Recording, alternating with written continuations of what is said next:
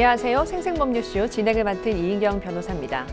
매주 목요일 생생법률쇼에서는 한 주 동안 우리 사회를 떠들썩하게 했던 사건, 사고를 짚어보고 분석하는 시간 함께 하는데요.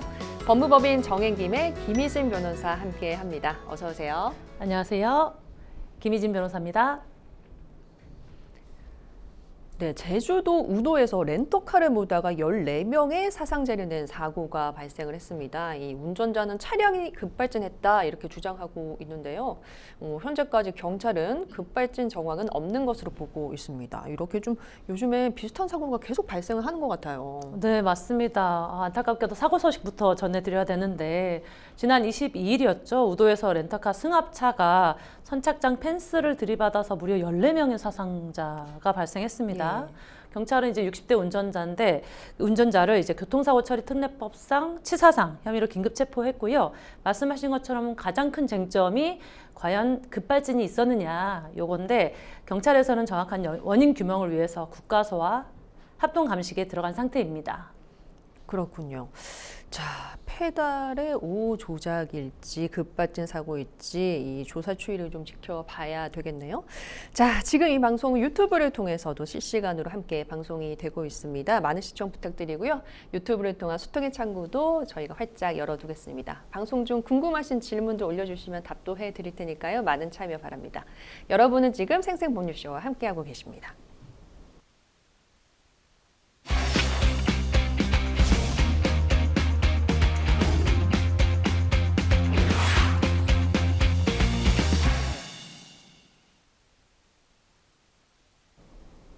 화제의 중심에 서 있는 사건, 사고를 법률적 시각으로 다뤄봅니다. 생생 키워드 시작하겠습니다. 첫 번째 생생 키워드 만나보시죠. 범죄도시 경찰관의 민낯. 어떤 민낯이 밝혀졌나요?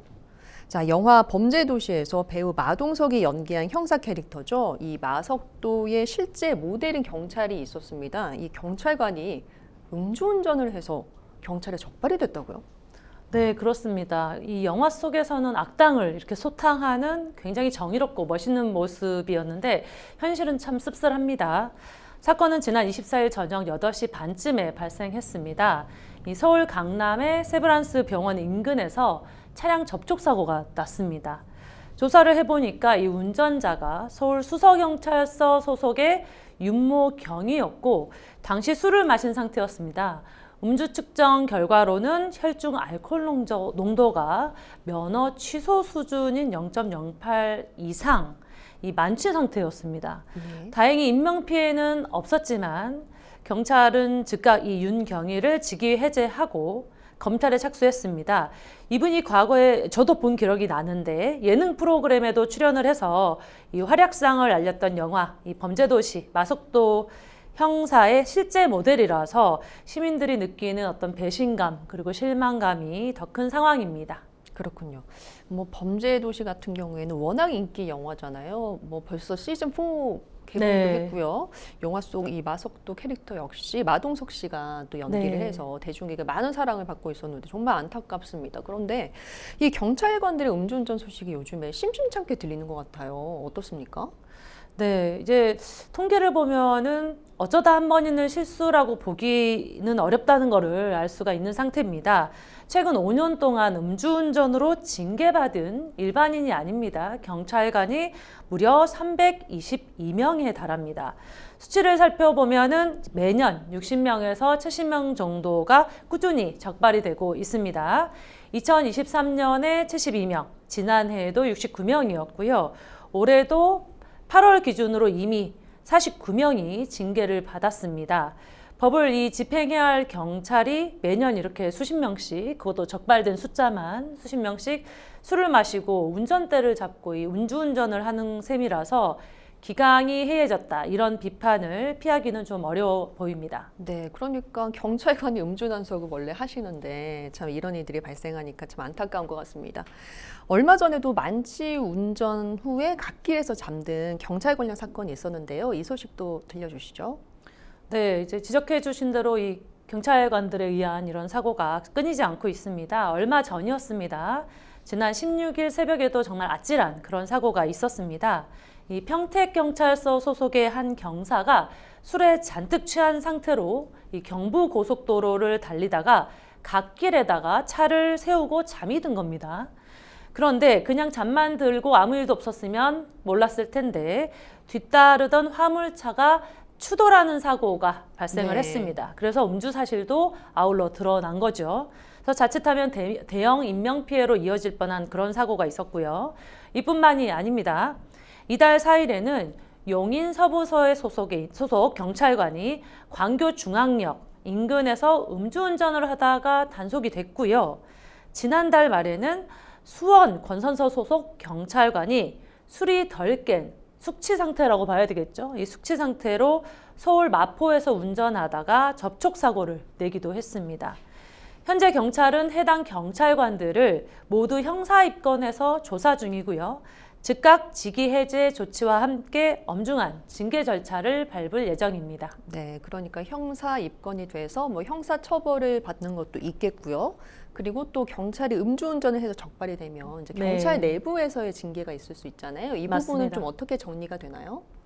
네, 아무래도 시민의 안전을 책임지고 말씀하신 것처럼 음주운전을 직접 적발해내는 이런 경찰인 만큼 이러한 경찰이 음주운전을 하고 또 사고를 냈다는 이런 만큼 징계 기준도 매우 엄격합니다. 일단 경찰관이 음주운전을 하게 되면요, 최소 정직 이상의 중징계를 받게 됩니다. 특히 지난해 11월에 관련 규칙이 이제 개정이 됐기 때문에 처벌 수위가 한층 더 강화됐습니다. 그래서 이번 사건의 당사자인 윤경희 역시도요, 형사처벌을 위한 수사, 요거는 당연히 받게 되는 거죠. 이와 별개로 즉시 직위해제 조치가 됐고요.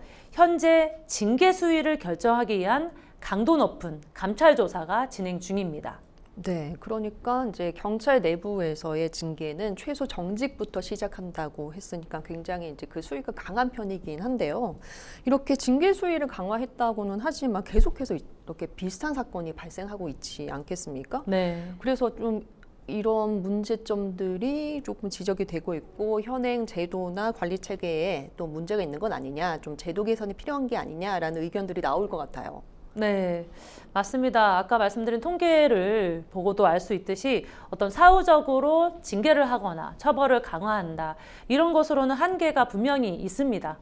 지금의 이제 원 스트라이크 아웃과 같은 강력한 징계도 물론 중요하겠지만 이건 결국 일이 터진 뒤의 조치에 불과하거든요. 그래서 네. 이제는 아무래도 사전에 예방할 수 있는 사전 예방 시스템으로 눈을 돌려야 합니다. 법적으로는 비위 행위가 발생하는 경우에는 당사자뿐만 아니라 어떤 상관, 관리 감독자의 책임을 더 엄격하게 묻는 어떤 연대 책임을 강화하는 그런 규정을 마련한다거나 아니면 음주운전이나 이런 이력이 있는 직원에 대해서는 승진이나 보직 이동에 있어서 어떤 강력한 인사상 불이익을 영구적으로 남기는 그러한 제도적 장치가 필요해서 사전에 이제 예방하는 그런 시스템이 필요하겠고요. 무엇보다 법을 이제 직접적으로 집행하는 주체가 법을 어기게 되면은 공권력에 대한 어떤 국민들의 신뢰 자체가 무너지게 되기 때문에 보여주기식 감찰이나 어떤 일시적인 캠페인에서 벗어나서 조직 전체의 경각심을 근본적으로 높일 수 있는 고강도의 어떤 윤리교육 그리고 조직 문화 개선, 이런 것들이 병행되어야 할 시점입니다. 네, 영화 범죄도시의 마석도 형사 캐릭터의 실제 모델입니다. 실제 모델인 현직 경찰이 음주운전으로 입건됐다는 소식 저희가 생생 키워드 첫 번째 키워드로 살펴봤습니다. 이어서 다음 생생 키워드 살펴보시죠. 잘못된 만남, 노래 제목 같기도 하고요. 잘못된 만남, 어떤 만남일까요? 고교생 제자를 성적으로 학대한 혐의로 전 남편에게 고발당한 전직 교사가 이 검찰에서 불기소 처분을 받게 됐습니다. 어찌된 영문인가 싶은데요. 우선 사건 내막부터 천천히 짚어주시죠. 네, 이 사건의 내용을 들여다보면요, 일반인의 상식으로는 이해하기 힘든 부분이 있습니다. 혐의를 받은 거는 전직 여성 교사입니다. 여성분이고요. 작년 8월부터 올해 1월까지 자신의 제자인 고등학생 남학생과 서울과 수도권 일대의 호텔을 다니면서 성적인 관계를 맺었다라는 혐의를 받았습니다. 그런데 더 충격적인 거는 이 만남의 자리에 이 전직 여성 교사가 갓 돌이 지난 본인의 아들까지 데리고 다녔다는 점입니다. 당시 남편이 이 사실을 알게 되면서 고발을 진행을 했는데요. 남편 측에서는 두 사람이 호텔 로비나 식당에서 껴안거나 입맞춤을 하는 모습이 담긴 CCTV 영상을 증거로 제출을 예. 했습니다. 하지만 이 교사는 수사 과정에서 포옹이나 입맞춤 정도의 어떤 스킨십은 있었지만 성관계나 아니면 호텔 객실에 함께 투숙한 사실은 절대 없다면서 혐의를 강하게 부인했습니다. 네, 그러니까 아마도 지금 남편분께서 이제 내신 증거가 스킨십 관련된 증거밖에 없었잖아요. 그러다 네. 보니까 불기소 처분이 된 것이 아닌가. 아무래도 뭐 신체 접촉이나 호텔 투숙 같은 것들에 대한 입증이 좀 부족해서일까요? 어떻게 보고 계십니까? 네, 아무래도 저희가 이제 정서상으로는 납득하기가 어려운 네. 부분이 분명 있습니다. 그런데 이제 법적인 판단은 다소 달랐습니다. 검찰은 지난 14일 증거가 충분하지 않다면서 이 해당 교사에게 혐의 없음 처분을 내렸습니다. 가장 큰 이유는요, 결정적인 물증이 없다는 겁니다. 예. 검찰에서도 이 두 사람의 어떤 관계를 의심할 만한 정황은 충분히 있다고 봤습니다. 하지만 저희가 법적으로 이 처벌을 하기 위해서는 이 남학생이 만 18세가 되기 전, 즉 작년 9월 이전에 이 두 사람 간의 성적인 행위가 있었다라는 사실 자체가 입증이 되어야 하는데요. 이걸 증명해내지 못한 겁니다. 수사기관에서는 휴대전화를 압수해서 디지털 포렌식을 당연히 진행을 했는데 두 사람에 대한 내용은 이미 대부분 삭제가 되어 있는 상태였습니다. 게다가 결정적인 단서가 될 수 있는 게 아무래도 남학생의 DNA 채취겠죠. 그런데 이 남학생의 DNA 채취 관련해서 학생 본인이 거부를 했고요. 그리고 법원에서도 강제 채취 자체를 불허했습니다. 예. 그래서 결국에는 이 DNA 채취 자체가 불가능했고 결국 범죄 혐의 자체를 인정할 증거를 찾지를 못해서 불기소로 결론이 난 겁니다. 네, 이제 검찰이 이제 불기소 처분을 하게 된 데는 18세 이전 성적 행위 인정이 어렵다라고 한 것도 있는데요. 미성년자 관련 사건에서 이 성적 관계 여부를 판단할 때 어떤 기준이나 증거가 필요할지 궁금합니다. 네, 이제 법적으로 형사처벌, 이 처벌을 하려면요, 단순한 심증 아니면 정황 증거로는 부족합니다. 그래서 우리가 얘기할 때 합리적 의심이 없을 정도의 엄격한 증명이 필요합니다. 따라서 이 증명이 없는 경우에는 처벌이 어려운 상태인 거죠. 미성년자를 대상으로 한 성범죄, 즉 이번처럼 아동복지법 위반, 이러한 사안을 적용하려면 크게는 두 가지가 확실하게 입증이 돼야 합니다. 첫 번째는 행위가 진짜로 있었느냐, 즉 행위의 실체입니다. 그래서 단순히 호텔에 같이 갔다, 연인처럼 보였다, 이런 거는 단순한 정황 증거이기 때문에 직접적인 물증이 될 수 없고요. 실제로 성관계가 있었다 또는 성적 학대 행위가 있었다라는 걸 보여주는 어떤 DNA, 영상 혹은 구체적인 대화 내용 같은 직접 증거가 필요한 겁니다. 그래서 이번 사건에서는 휴대전화 포렌식과 DNA 채취가 실패한 게 아무래도 이 뼈저린, 뼈아픈 이유가 되겠죠. 예. 그리고 두 번째는 시점입니다. 아까도 언급한 것처럼 만 18세라는 것이 굉장히 중요한 포인트인데요. 이 아동복지법상으로는 보호 대상이 만 18세 미만입니다. 그래서 부적절한 관계가 학생이 성인이 된 이후에만 이루어졌다면, 즉 18세가 된 이후에 이루어졌다면 교사로서의 어떤 윤리적인 비난은 분명히 피할 수가 없습니다. 하지만 법적으로 아동학대로 처벌하기로는 법상으로 어려워지는 그런 맹점이 있는 겁니다. 결국에는 이 성인이 되기 전에 성적 학대 행위가 있었느냐, 여기에 대한 확실한 증거, 물증을 찾기 못해서 불기소라는 결론이 나온 것으로 보입니다. 그렇군요. 그러니까 아무래도 고교생이다 보니까 성인과 미성년이 어중간한 시점이 있었을 수도 있고 그렇죠. 이런 기준에 대한 판단이 좀 필요한 경우가 있을 수 있겠네요. 자, 그리고 아무래도 이 여교사와의 남편과의 결혼 생활이 뭐 순탄하지 않았겠죠. 이 정도면은 이제 파탄이 난 것 같고 이제 남편이 이혼 소송을 제기한 걸로 지금 전해지고 있는데요. 이 교사가 패소한 상태라고 합니다. 이혼 소송에서 인정된 사실이 뭐 기소 여부에 뭐 영향을 좀 미치게 됩니까? 어떻습니까? 네, 보통 이제 많은 분들이 가장 의아해하시는 부분이 바로 이 점인데요. 이혼 재판에서는 이 전직 그 교사가 여성 교사가 유죄라고 하는데 왜 검찰에서는 무혐의를 줬느냐, 왜 다르냐, 요 점입니다. 결론부터 말씀드리면 민사재판과 형사재판이 요구하는 증거의 기준이 다르기 때문입니다. 실제로 이 가정법원에서 진행된 이혼 소송에서는 남편의 손을 완벽하게 들어줬습니다. 당연히 이 여성 쪽에 유책 사유가 있다. 남성이 이혼 소송에서 승소를 하게 되는 것이죠. 그래서 교사에게는 위자료가 7천만 원, 현행 우리나라 이제 가정법원 이혼 소송에서 7천만 원이면 상당히 큰 위자료잖아요. 그렇죠. 그래서 위자료 7천만 원, 그리고 그 남학생에게도 가정을 깬 책임을 물어서 1천만 원을 배상하라는 그런 판결이 나왔거든요. 그래서 법원에서는 두 사람의 부정행위를 명백하다 이렇게 인정해서 이 위자료 판결까지 나온 겁니다. 하지만 이 이혼 소송, 즉 민사 이혼 소송에서는 꼭 성관계가 입증되지 않다 하더라도요. 부부의 신뢰를 깨트리는 어떤 남녀 간의 애정 표현이 있었다거나 만남을 한 경우에도 이 혼인에 대한 파탄 책임이 인정이 됩니다. 반면에 이 이혼 소송과 다르게 형사 사건은 다르게 취급이 된다는 것이죠. 사람을 직접적으로 처벌하는 문제이기 때문에 부적절한 만남을 가졌다라는 것을 넘어야 됩니다. 그 수준을 넘어서 구체적인 성적 학대 행위가 있었다라는 어떤 100% 확실한 증거가 필요하다는 것이죠. 그래서 검찰에서는 민사상으로 위자료를 물어주는 거하고 형사처벌을 받는 것은 완전히 별개의 문제다라고 하면서 증거 부족을 이유로 기소하지 않은 겁니다.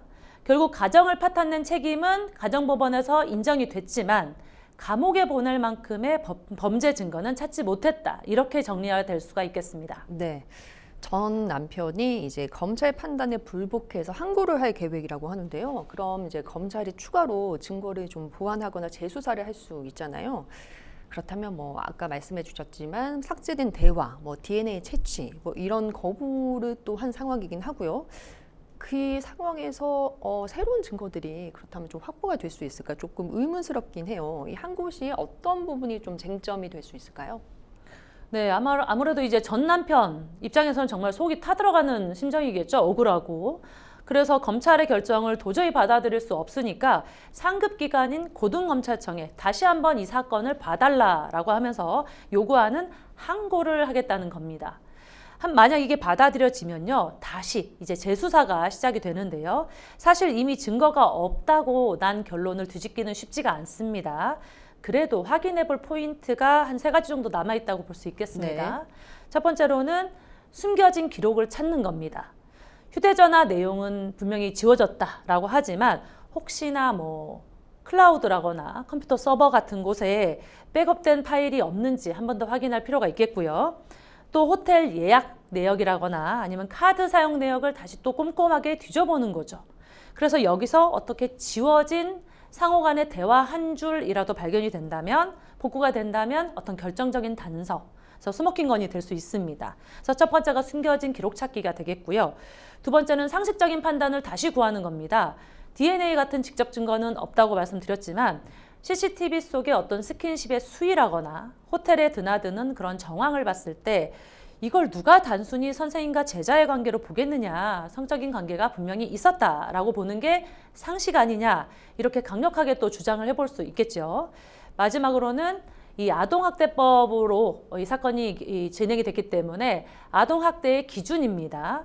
설사 직접적인 성관계까지는 증명을 못했다 하더라도요, 교사가 이 미성년 제자를 데리고 직접 연인처럼 행동하고 호텔을 드나들었다. 그 자체만으로도 이미 이 아동에게 해를 끼친 게 아니냐, 어떤 성적 학대가 아니라 하더라도 정서적 학대가 아니냐, 이런 식으로 해서 이 아동 학대의 기준을 조금 넓게 볼 수 있다라는 것이죠. 그래서 검찰이 법을 너무 좁게 해석한 것 아니냐, 이렇게 따져볼 수 있겠습니다. 그렇군요. 그러니까 증거 부분과 그리고 법리적인 해석을 좀 더 어떻게 촘촘히 해볼 수 있을지 이 2가지 쟁점 잘 네. 살펴주셨습니다. 자, 생생 키워드 2번째 생생 키워드는 잘못된 만남이었는데요. 그 잘못된 만남은 여교사와 보교생의 잘못된 만남이었습니다. 그렇지만 증거 불충분으로 검찰에서는 불기소 처분을 받았다는 소식이었고요. 마지막 생생 키워드 살펴보겠습니다. 마라톤 감독의 신체 접촉. 네. 인천국제 마라톤 현장에서 감독이 여자 선수에게 과도한 신체 접촉을 했다는 논란이 지금 일고 있죠. 김환기 삼척시청 감독이 이 논란의 주인공인데요. 1위로 들어왔어요. 2시간 35분대에 들어왔는데 이수민 선수의 상체를 감쌌는데 이게 어떤 얘기인가요? 네, 당시 이제 중계화면 지금 사진으로 보시는데 놀란 분들이 많으셨을 겁니다. 사건은 지난 23일 인천 국제 마라톤 결승선에서 벌어졌습니다. 여자 부문의 1위를 차지한 삼척시청 소속의 이수민 선수가 결승선을 통과하는 그 순간이었습니다. 기다리고 있던 이 김한기 감독이 이 타올로 이 선수의 상체를 와락 감싸 안았습니다. 그런데 이때 이수민 선수가 얼굴을 잔뜩 찡그리면서 감독을 밀쳐내는 듯한 그런 모습이 포착이 됐습니다. 그래서 이 장면이 퍼지면서요, 온라인상에서는 이 선수가 불쾌해서 거부한 것 아니냐, 신체 접촉이 조금 과다했다라는 어떤 성추행 의혹까지 제기되면서 논란이 커졌습니다. 네. 이에 대해서 이 김 감독이 직접 해명에 나섰는데요. 한마디로 말씀드리면 탈진한 선수를 보호하기 위한 그러한 행동이었다라는 겁니다. 마라톤 풀코스를 뛰고 나면요, 선수들이 결승선 통과 직후에 그대로 실신을 하거나 우리가 많이 보잖아요. 그대로 이제 트랙에 넘어져 있다거나 넘어져서 이제 다치는 경우도 많이 있기 때문에 본능적으로 이 선수를 붙잡았다라는 것이죠.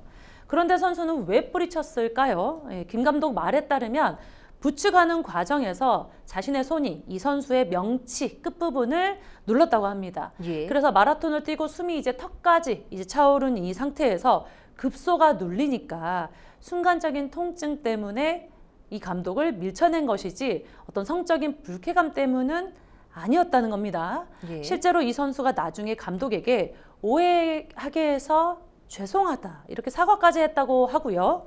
김 감독은 시청자 입장에서는 오해할 수 있다는 건 이해하지만 육상 현장에서는 이 선수 보호를 위해 지도자들이 흔히 하는 조치라고 거듭 강조했습니다. 네, 아무래도 뭐 이 부분은 이수민 선수의 입장 얘기가 가장 중요할 것 같습니다. 직접 입장을 밝힌 내용을 좀 자세히 설명해 주실까요?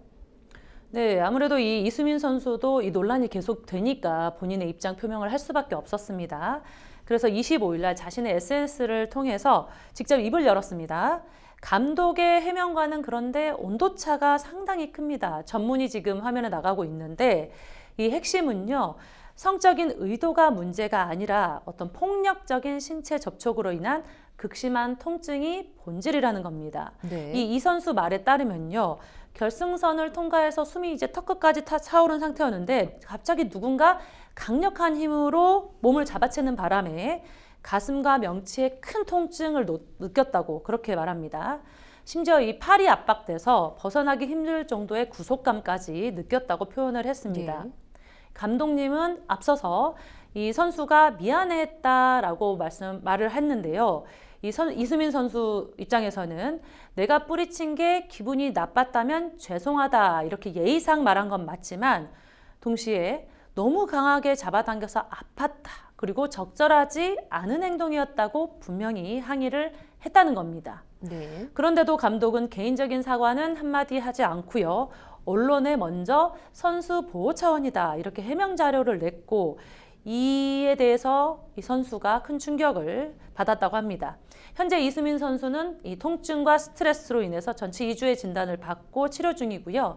있는 그대로의 진실을 밝히고 싶었다고 억울함을 호소하고 있는 그런 상황입니다. 네, 일단 이수민 선수의 입장을 보니까 구속감을 좀 느끼긴 했다. 그리고 부적절한 행동이었다. 그리고 명치 끝이 굉장히 아팠다. 이 정도의 표현은 지금 하고 있는 것 같습니다. 만약에 이제 김 감독의 행위가 객관적으로 명백한 추행에 해당이 된다면은 이 피해자의 사과 여부와 관계없이 처벌받을 수 있는 것이잖아요. 이번 사안은 정말로 해석의 여지가 있어 보이긴 하거든요. 현재 공개된 내용만으로 형법상 강제추행죄가 적용될 수 있습니까? 법적으로 냉정하게 이제 따져보면은 현재 드러난 사실만으로는 아직 구체적인 사실관계까지는 저희가 모르지만 드러난 사실만을 바탕으로 봤을 때는 이 강제추행죄가 성립하기는 어려워 보입니다. 가장 큰 이유는 고의성 때문인데요. 감독의 주장대로 이 탈진한 선수를 보호하기 위해서 체온 유지를 위해서 타올을 덮어주는 그런 행위가 이 마라톤 경기에서는 아주 통상적인 그런 조치고 저희가 이제 TV에서도 많이 봤죠. 이 목적이 인정이 된다면 어떤 성적인 의도를 가지고 추행했다는 것을 입증하기가 매우 힘듭니다. 또 중요한 건 피해자의 진술이 당연히 이제 성 관련된 범죄에서는 굉장히 중요한데 이수민 선수 본인이 밝힌 것처럼 성적인 의도보다는 너무 세게 잡아서 아팠다라고 해서 어떤 성적 수침보다는 신체적인 고통을 강조했거든요. 네. 그래서 물론 성범죄는 이제 친고죄가 아니라서 피해자가 고소하지 않아도 처벌 자체는 가능합니다. 하지만 현실적으로 이 당사자가 성적 수치심이 아니고 성추행으로 느끼거나 하지는 않았다라고 한다면 그리고 처벌을 원하지 않는다면 수사기관에서 억지로 이 유죄를 만들어내기는 어렵습니다. 예. 그래서 결론적으로 형사처벌, 강제추행의 어떤 형사처벌 대상이 되기는 어려워 보이지만 이번 논란이 주는 시사점은 분명히 있습니다. 우리 때는 다 그랬다. 원래 육상제 관행이다. 이런 말이 이제 통하지 않는다는 것이죠. 시대가 변한 만큼 어떤 지도자들의 인식 그리고 신체에 대한 접촉 방식도 달라질 필요가 있습니다. 네. 마라톤 결승선에 들어온 선수와 감독 간에 불필요하고 혹은 또 너무 강력한 신체 접촉 때문에 논란이 일고 있다라는 소식 저희가 생생 키워드로 만나봤습니다. 저희는 뉴스픽스로 돌아오겠습니다. 여러분은 지금 생생 법률쇼와 함께하고 계십니다.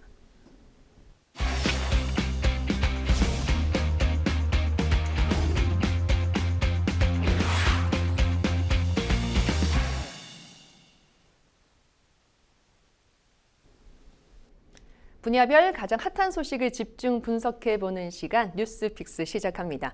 매주 목요일은 주요 사건, 사고 이슈들을 저희가 살펴보는데요. 오늘 만나볼 첫 번째 주제는 76년 만에 사라지는 공무원 복종 의무입니다. 76년 동안입니다. 무려 이 세월 동안 이어진 국가공무원법상의 공무원의 복종의 의무가 이제 사라집니다. 인사혁신처는 복종의 의무를 삭제하고 지휘감독에 따른 의무로 변경하는 내용의 국가공무원법 개정안을 이제 입법 예고한다고 밝혔는데요. 작년 비상계엄 이후로 문제의식이 꾸준히 제기되어 온 사안에 관한 것이잖아요. 네, 맞습니다. 여러 번 이제 TV에서도 언급이 됐었고 사람들도 여기에 대해서 문제 제기를 했던 것이죠. 1949년에 제정이 됐습니다. 무려 76년 만의 변화입니다.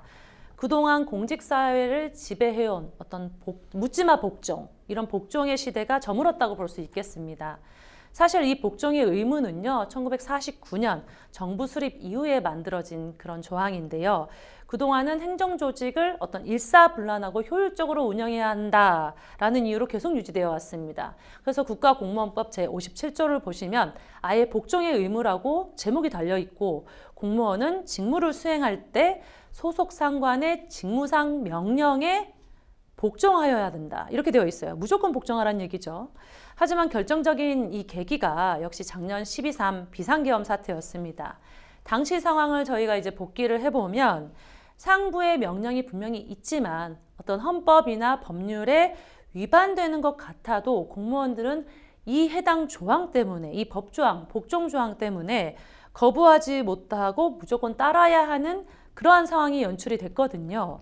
이 때문에 상관의 명령이 부당해도 무조건 따르는 게 맞느냐라는 비판이 계속해서 일어났습니다. 결국 인사혁신처하고요, 행정안전부가 맹목적인 복종 대신에 합법적이고 정당한 지휘감독에 따를 의무라고 용어를 순화해서 개정하기로 한 겁니다. 단순한 말장난이 아니고요. 부당한 지시에는 아니요라고 분명히 말할 수 있는 법적 근거를 마련했다는 점에서 분명히 의미가 있습니다. 네, 좀 더 자세히 알아보면 좋을 것 같습니다.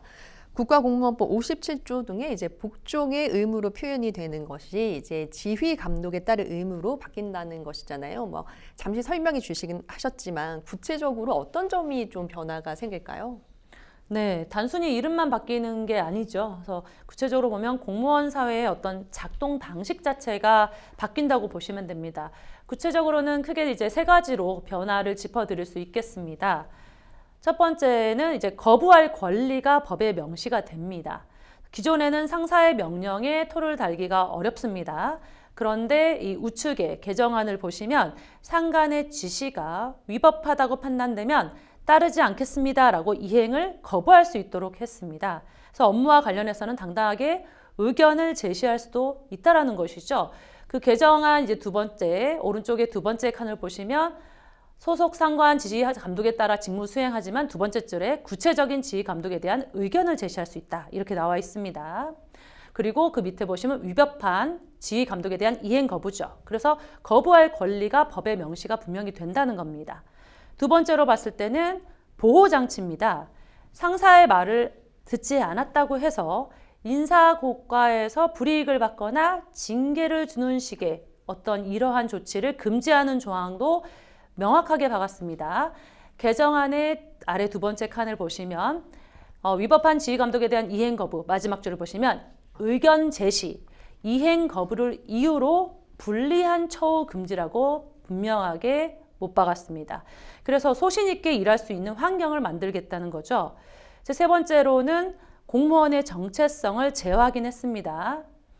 이 56조에 성실 의무라고 되어 있었는데 윗줄을 보시면 성실 의무라고 되어 있잖아요. 근데 오른쪽에 보시면 단순한 성실 의무가 아니라 법령 준수 및 성실 의무로 이름 자체가 바뀌었습니다.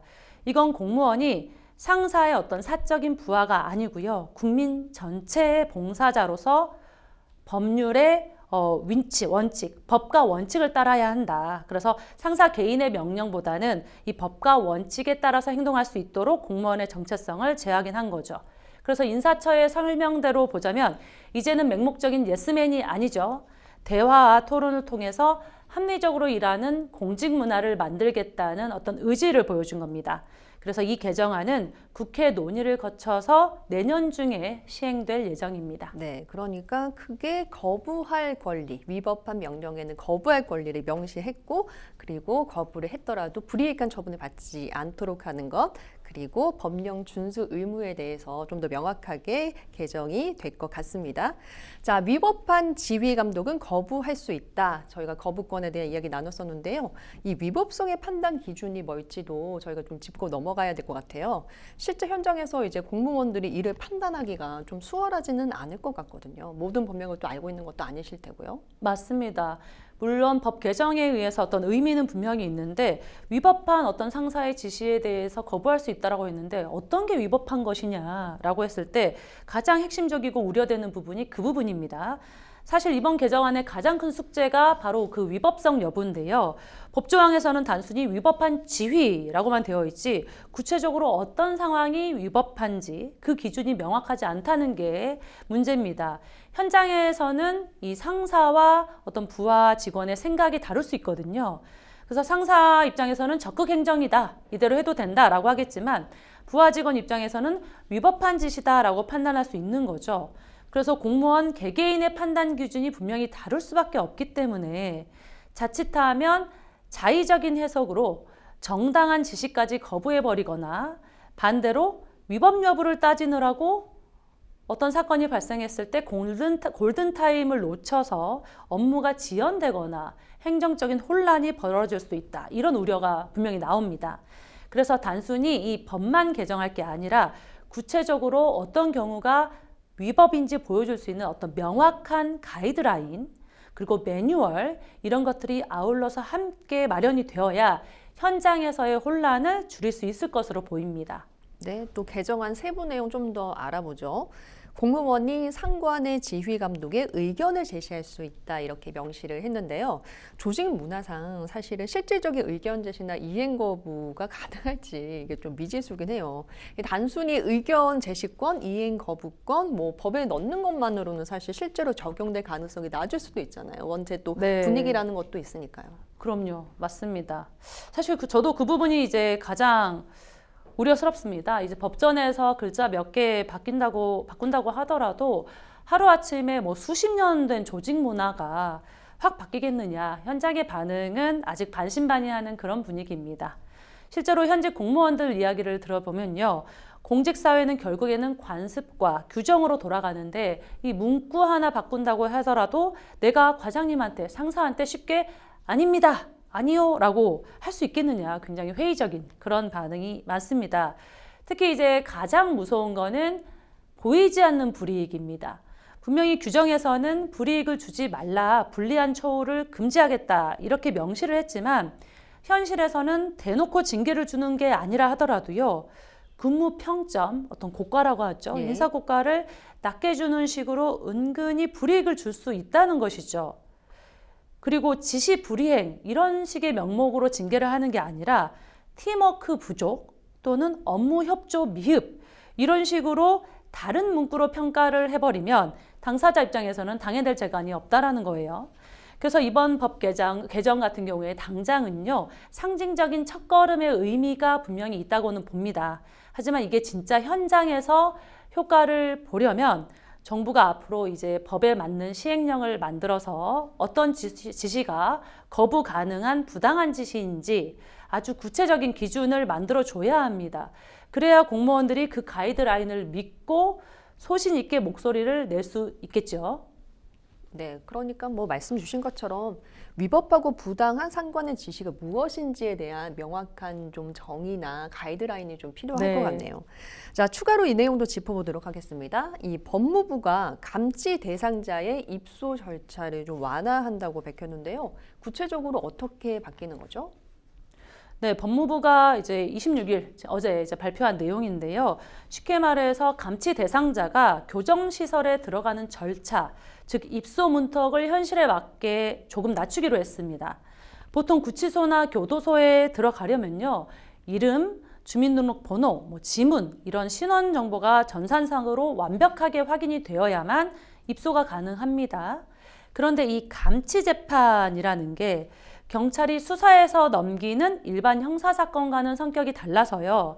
형사 입건 절차 없이 진행이 되다 보니까 이 대상자, 감치 대상자의 주민번호 같은 것이 구체적인 인적사항이 서류에 일부 빠져 있는 경우가 종종 있습니다. 그동안은 이 정보가 조금이라도 누락이 되면요. 교정시설에서는 신원 확인이 불가능하다, 안 돼 있다. 그래서 입소 절차를 진행하는데 어려움이 많았거든요. 그래서 이 법무부가 개선안을 마련을 했습니다. 앞으로는 서류상 정보가 일부 비어있다 하더라도 이 사람이 그 사람이 맞다라는 특정이 된다면 입소를 허용하기로 했습니다.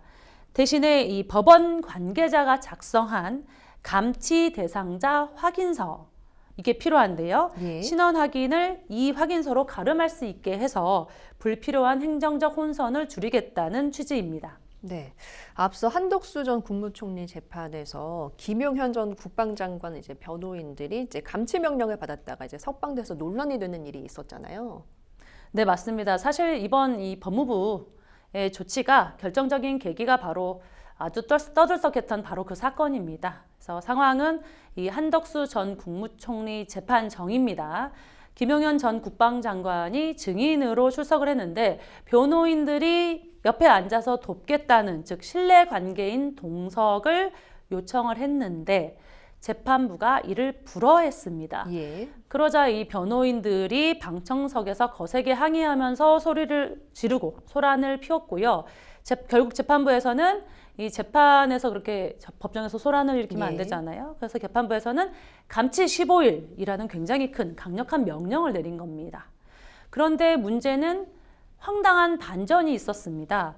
구치소 입구에서요. 이 사람들을 이제 감치를 15일 해야 되는데 이 사람들이 구치소 입구에서 그대로 석방이 된 겁니다. 예. 네, 이유는 바로 신원정보 누락 때문이었습니다.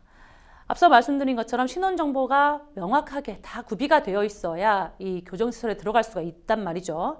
그런데 변호인들이 신원 확인 과정에서 입을 닫아버렸다고 합니다. 이른바 묵비권을 행사를 한 것이죠. 그래서 법원이 보낸 감치 집행장에도 주민등록번호 같은 필수 정보가 빠져 있었던 상태였고요. 그래서 서울구치소 측에서는 규정상 신원이 불분명한 사람을 수용할 수 없다. 예. 이렇게 법원에 정보 보완을 요청을 했지만 당장 확인이 되지 않자 재판부가 집행을 정지하고 결국에는 석방을 명령을 한 겁니다. 예. 그래서 법을 잘 아는 변호인들이 어떤 법의 허점을 이용했다는 논란이 컸는데 이번에 이 제도 개선으로 앞으로는 이런 식의 거부는 통하지 않게 될 것으로 보입니다. 네, 그러니까 결국에는 이제 절차 간소화를 하겠다는 것인데요. 감치 대상자의 신원 확인서 등으로 대체를 해서 확인을 한다. 또 이렇게 되면은 뭐 장점도 있겠지만 단점으로 뭐 잘못된 인계나 또 오인 감치 등의 문제가 발생하지 않을지 우려가 됩니다. 이 현장에서의 혼선을 좀 막을 만한 어떤 그런 제안들이 있을지요? 뭐 가능성이 있을지 모르겠습니다. 네, 아무래도 신원 정보가 명확하지 않고 이제 구멍이 난 상태로 입소가 되면이면 엉뚱한 사람을 가둘 수 있다. 이 엉뚱한 사람을 가두는 오인 감치가 있을 수 있기 때문에 심각한 인권 침해 우려하시는 게 당연합니다. 다만 이 감치라는 제도의 특수성을 생각해 볼 필요가 있습니다. 이제 익숙하진 않으시지만 길거리에서 모르는 사람을 체포하는 게 아니고요. 이 감치라는 거는 재판정, 이 법정 안에서 어떤 통제된 공간에서 판사의 눈앞에서 소란을 피운 당사자에게 즉시 내려지는 명령이 네. 감치거든요. 그래서 현장에 있는 법원 경위들이 바로 그 자리에서 신병을 확보해서 구치소로 인계하기 때문에 사실상 중간에 사람이 뒤바뀔 가능성은 매우 희박하다고 볼 수 있습니다. 오히려 현장에서 걱정되는 건요, 책임 공방입니다. 구치소 직원들 입장에서는 만약에 주민번호가 없어요. 근데 불완전한 서류만 믿고 사람을 수용을 했다가 자칫 잘못해서 행정적인 문제가 발생하면 오히려 본인들이 징계를 받지 않을까 이렇게 우려할 수 있거든요. 그래서 이번 개선안의 핵심은 바로 책임이 어디에 있는지 책임의 명확화에 있습니다. 신원 정보가 좀 부족하더라도 법원 관계자, 즉 법원 공무원이 작성한 확인서가 있다면 그걸 믿고 받아라라는 거거든요. 결국에는 신원 확인의 책임을 법원이 질 테니까 교정당국은 믿고 수용하라. 이러한 신호를 준 셈이라서 책임 소재를 둘러싼 현장의 혼란은 오히려 줄어들 것으로 기대를 하고 있습니다. 네, 지금까지 공무원의 복종 의무가 사라진다라는 소식, 그리고 감치에 대한 절차가 좀 간소화돼서 신원 확인 절차가 간소화된다는 소식까지 저희가 알아봤습니다. 자, 두 번째 뉴스픽스 주제로 넘어가 보겠습니다. 두 번째 뉴스픽스 주제는 80만 무속인 시대 실제 무당수 늘었나입니다. 이 최근 SNS를 중심으로 국내에서 활동하는 무속인 수가 이 과거에는 20만 명 수준이었다고 하는데요. 현재는 80만 명에 달한다는 주장이 확산되고 있습니다. 이게 근거가 있는 주장인가요? 근데 저도 그 얘기 듣고 깜짝 놀랐습니다. 80만 명이면 여러분, 서울에서 인구가 가장 많은 송파구 전체 주민보다도 많은 숫자입니다. 결론부터 말씀드리면 뚜렷한 근거를 찾기 어려운 어떤 썰에 불과합니다. 사실 무속인들은요, 사업자 등록을 하지 않고 활동하는 경우가 많아서 국가가 공식적으로 집계한 그러한 통계는 없습니다. 이제 다만 국내 최대 무속인 단체 대한경신연합회 회원수를 통해서 추산해 볼 수 있을 뿐인데요. 이 단체는 내림굿, 그러니까 여러분 그 무당이 되기 위한 어떤 무속 의례인데요. 이 내림굿을 해준 스승의 추천서가 있어야 하고 실제 법당이 있는지 확인을 해서 이 협회에 가입을 시키거든요. 그래서 현재 회원수가 약 30만 명 수준으로 유지되고 있다고 합니다. 그래서 협회 관계자 말에 따르면 요즘에 이제 젊은 무속인들이 미디어나 SNS, 저도 뭐 유튜브 통해서도 많이 볼 수 있었는데 많이 노출이 되다 보니까 이 무속인 수 자체가 급증한 것으로 볼 수는 있겠다라고 합니다. 하지만 실제로는 젊은 층이 유입되는 만큼 고령의 무속인들이 은퇴하거나 돌아가시기 때문에 전체적인 숫자가 크게 늘었다고 보기는 어렵다는 게 현장의 설명입니다. 그리고 그 관계자의 말에 따르면 2010년 후반부터는 이 30만 명 유지 가입 안 한 무속인이 많아서 정확하게 알 수가 어렵다고 또 하는 것이죠. 그래서 결국 이 80만 명이라는 숫자는요, MZ 무속인, 좀 젊은 층의 무속인들이 미디어, 뭐 TV, SNS, 유튜브 이런 여러 곳에 노출이 많아지면서 생긴 일종의 착시 현상이라거나 확인되지 않은 추측성, 그러한 정보로 보입니다. 네, 그러니까 대한경신연합회라는 연합회가 또 따로 있다는 소식도 저희가 좀 새롭게 잘 알 수 있었고요. 아무래도 80만 명이라고 하는 근거는 조금 아직까지는 약하다. 근거가 조금 없다. 공식적인 통계가 없으니까요. 그런데 왜 급증설이 도는 건지 좀처럼 이해가 되지는 않습니다. 무속인 숫자를 알 수 있는 뭐 공식 통계는 없는 건가요? 네, 사실 이 부분이 가장 미스터리한 그러한 대목인데요. 정부 공식 통계를 보면요, 급증설과는 아주 거리가 멉니다. 정부 자료 중에 유일하게 이제 저희가 참고할 만한 게 전국 사업체 조사인데요. 2023년을 기준으로 봤을 때 점술 및 유사 서비스업 이런 품목이 있어요. 이 직업군에. 그래서 점술 및 유사 서비스업 종사자 수는 약 1,500명 정도에 불과합니다. 그래서 3년 전보다는 10% 정도 늘기는 했지만 소문처럼 80만 명이라는 숫자와는 차이가 너무 큽니다. 게다가 이 통계는요, 타로 카페나 사주풀이 같은 예. 업종까지 다 합친 거라서 실제 이 전통 무속인의 숫자는 이보다는 훨씬 적을 겁니다. 그런데 왜 이렇게 80만 명 설이 도느냐? 결국에는 통계의 사각지대 때문인데요. 우리나라는 국가무형유산으로 지정된 소수의 어떤 인간문화재급 보유자들만 국가가 관리를 직접 합니다. 예. 그 외에 일반 무속인에 대해서는 실태조사 자체가 전혀 없습니다. 그래서 사업자 등록 없이 활동하는 분들이 워낙 많고요. 저희가 이렇게 돌아다니면 뭐 깃발이라거나 간판만 두고 예. 이제 일하시는 분이 워낙 많은 데다가 최근에는 어떤 수련 과정을 거쳤는지 알 수 없는 분들이 우후죽순 생기고 있어서 국가가 파악할 시스템이 전혀 없다는 게 가장 큰 이유가 되겠습니다. 네, 그러니까 유튜브 채널의 확산 등으로 검증되지 않는 무속인이 늘면서 이 무속에 대한 부정적인 인식 또한 강화되고 있는 분위기인데요. 관련 사건, 사고도 적지 않다고 하는데요. 어떤 일이 발생을 했었습니까? 네, 맞습니다. 실제로 저도 이제 무속인 관련한 이제 민사 사건을 수행한 적이 또 있고요. 그러시군요. 네, 예. 아무래도 이 SNS나 유튜브를 통해서 자극적인 정보가 무분별하게 퍼지다 보니까 현혹되어서 피해 사례가 끊이지 않습니다. 예. 정말 끔찍한 사건도 있었는데요. 불과 지난달 25일이었습니다. 소위 악귀를 쫓아낸다라고 하면서 조카를 잔혹하게 살해한 예. 70대 무속인에게 법원이 무기징역을 선고했습니다. 이 범행 수법이 정말 충격적인데요.